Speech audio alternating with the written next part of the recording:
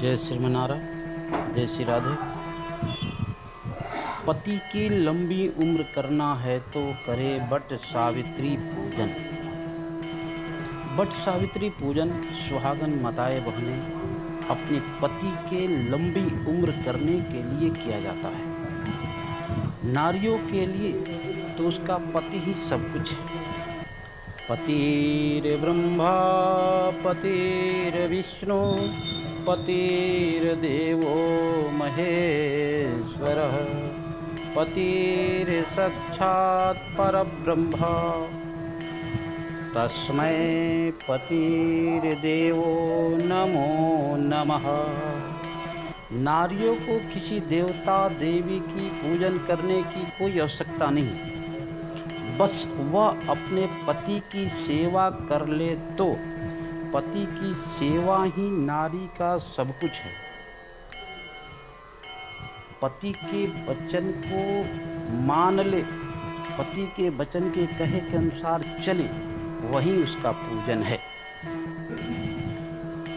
ये बट सावित्री पूजन नारी अपने पति की लंबी उम्र के लिए करती है। ज्येष्ठ मास के त्रयोदशी तिथि से के दिन प्रातःकाल दंधावन कर उसके बाद 3 रात्रि बितनी उपवास करे और नियम करे। यदि व्रती आसक्त हो या करने के अभाव हो तो जितेंद्रिय होकर के त्रयोदशी की रात्रि में उपवास करे और चतुर्दशी के दिन अन्न को ग्रहण करे और अमावस्या या पूर्णिमा के दिन उपवास करें। सबसे पहले ब्रह्म मुहूर्त में जागे, तालाब में या महानदी अथवा कुएं पर स्नान करें। अगर कुआं नदी व्यवस्था न हो तो बाल्टी में गंगा जल डाल के फिर उसमें जल भरे और जल भर करके गंगा का स्मरण करते हुए स्नान करें। उसके अगर व्यवस्था बने तो सरसों और मृतिका मिश्रित जल में स्नान का विधान बताया गया। उसके बाद एक प्रशस्त आटने लायक पात्र में यौ, शालिधान, तेल आदि भरे 2 वस्त्र के टुकड़े से लपेट करके बांस की डाली में सारा सामान श्रवण या मिट्टी अथवा काष्ठ की बनी हुई सावित्री की प्रतिमा को रख करके सावित्री के लिए 2 लाल वस्त्र देवे और ब्रह्मा की प्रतिमा के लिए श्वेत वस्त्र दान करें। इस प्रकार से ब्रह्मा के साथ सावित्री का यथाशक्ति गंध पुष्प धूप दीप नैवेद्य से पूजन करें। पूर्ण हुई तो तरोई, कोहड़ी, ककड़ी, नारियल, खजूर, कैन, अनार, जामुन, जम्बोरी, नींबू, नारंगी, अखरोट, जीरा, काली मिर्च के टुकड़े, गुड़, सेंधा नमक एवं अंकुरित शक्तधान को बांस की बनी हुई डालिया में रख करके रेशमी वस्त्र से ढक करके केसर कुमकुम रंग से रंग देवे। इस प्रकार ब्रह्मा जी के साथ सावित्री की प्रतिमा मंत्र के साथ यानी 16 से षोडशोपचार से पूजन करें या पंचोपचार से पूजन करें। जैसी आपकी व्यवस्था सामर्थ्य हो वैसी पूजन करें और प्रार्थना करें। हे वीणा और पुस्तक धारण करने वाली वेदों की जननी, हे देवी तुम्हें नमस्कार है।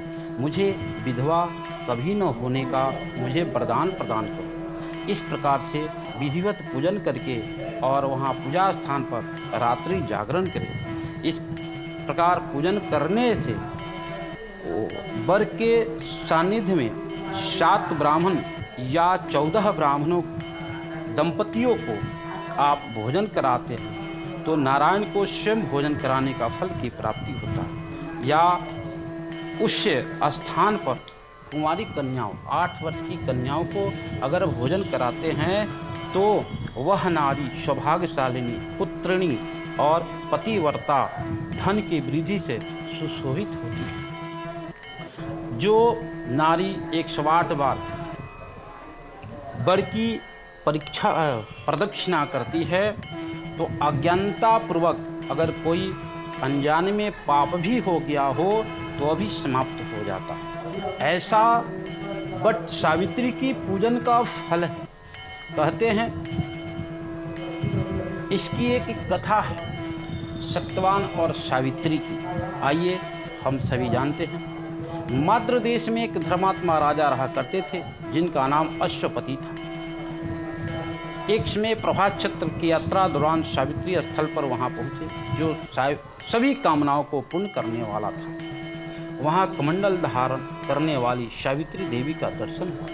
बहुत दिनों बाद राजा के घर में वह कन्या के रूप में जन्म ली जिसका नाम सावित्री रखा गया।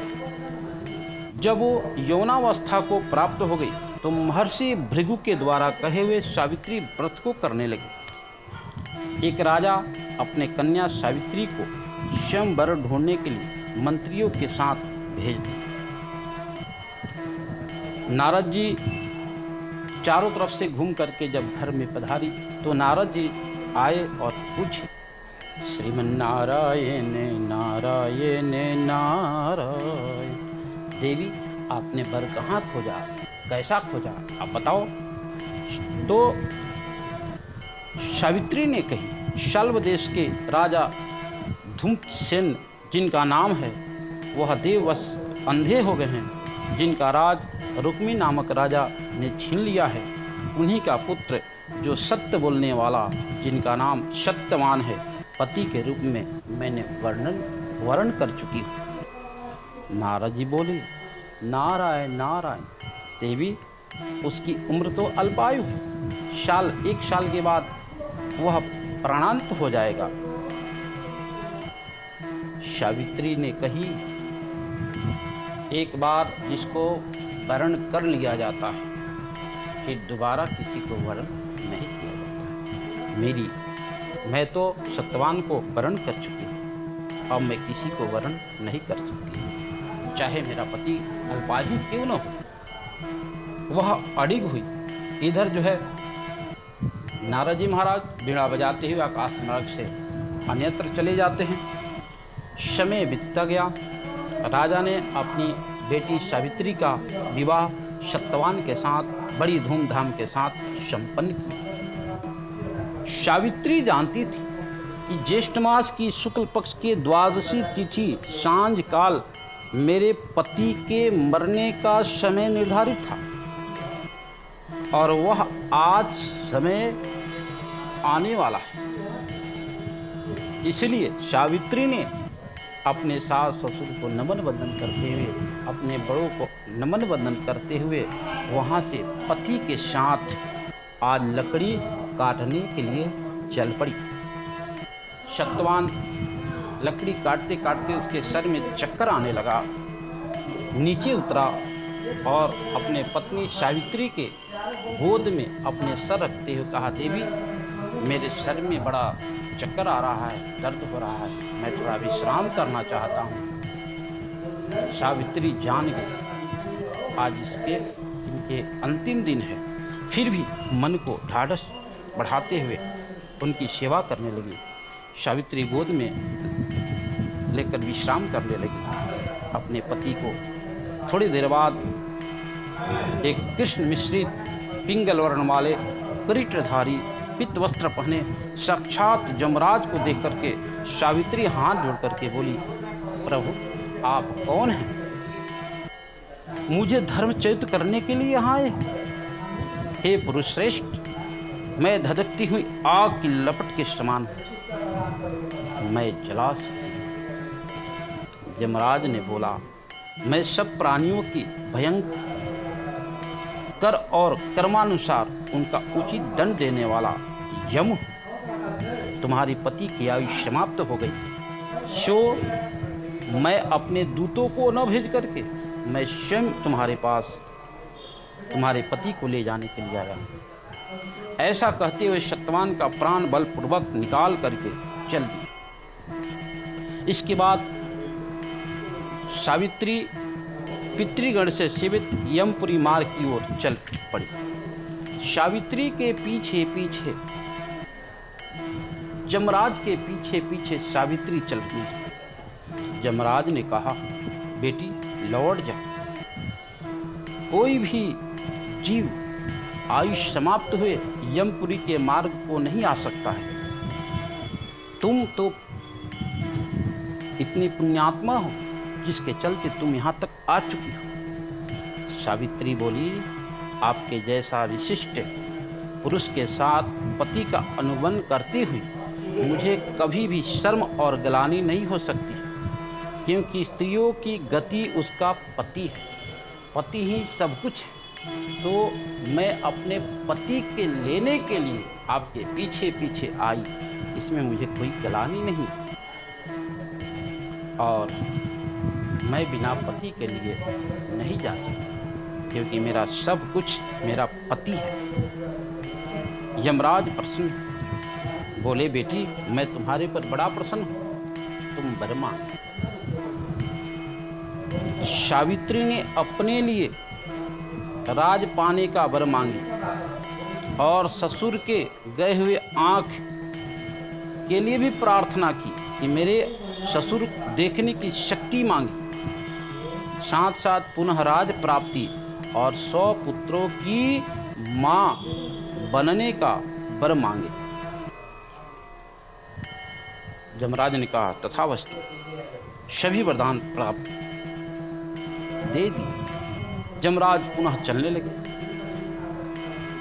कुछ दूर पीछे मुड़ के देखा तो देखा सावित्री पुनः आ रही है। बेटी अब कहाँ जा रही हो, अब लौट जाओ। यमराज के कहने पर सावित्री बोली, प्रभु हे दयालु भगवान, मुझे तो सब वरदान प्राप्त करा दिए, मेरे पति ही नहीं रहेंगे तो मैं 100 पुत्रों की माँ कैसे बन सकूंगी। यमराज चकरा गया और यमराज ने सोचा, मैं हार गया, जाओ मैं तुझे पति भी प्रदान करता हूँ। और उस सावित्री के समक्ष आज यमराज भी हार गए और यमराज उसके पति को वापस करके अपने जमपुरी की ओर चले गए। सावित्री ने पुनः पति को पाकर के अपने आश्रम आई। सारा राज वैभव प्राप्त हो गया। सावित्री ने ज्येष्ठ मास की बट सावित्री के व्रत करके ससुर को पुनः नेत्र प्रदान कराई। निष्कंटक अपने देश तथा राज की प्राप्ति कराई और 100 पुत्रों की माता भी बनी। ये बट सावित्री पूजा का फल है। जो माताएं निष्कपट होकर के वर के सानिध्य में जाए, उसकी परिक्रमा करे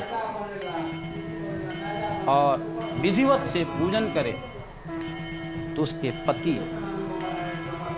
असमय कभी नहीं मर सकते हैं और वह नारी सुहागन बनी रहती है। इसलिए बट सावित्री की पूजन माताएं बहनें जो सुहागन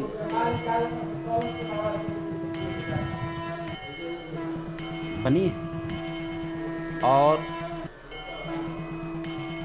मन में ये कल्याण की भावना बनाकर इस बट सावित्री के पूजन करने से सभी माताएं अखंड सौभाग्यवती का वर प्राप्त होता है। इसलिए सभी माताएं यह बट सावित्री का व्रत करें। बोलिए सती सावित्री माता की जय, माता अनसुईया की जय। श्रीमन्नारायण नारायण नारायण, गोविंद नारायण नारायण नारायण, हरि नारायण नारायण नारायण, श्रीमन्नारायण नारायण नारायण, केशव नारायण।